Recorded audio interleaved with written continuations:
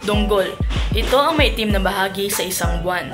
Halimbawa, ang mga kabataan ay pinagmamasdan ang dunggol sa muka ng buwan. Salimpuwit.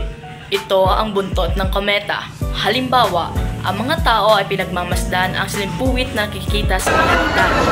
Sipnayan. Ito ay matematika o ham ng mga bilang. Halimbawa, mahilig si Ana sa sipnayan kaya mataas ang kanyang marka sa math. Durungawan. Ito ay bintana ng isang bahay o gusali. Halimbawa, sumilip siya sa durungawan upang makita kung may bisita.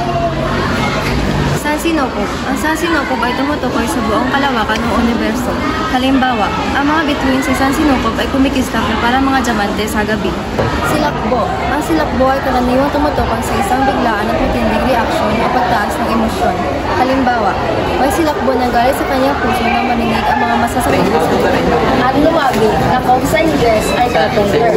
A worker who builds or repairs a wooden structure or structural parts. Halimbawa, ihanap mo ko ng ang lumabi kayang gumawa ng lamesa. Sambat, na kung sa English ay fork.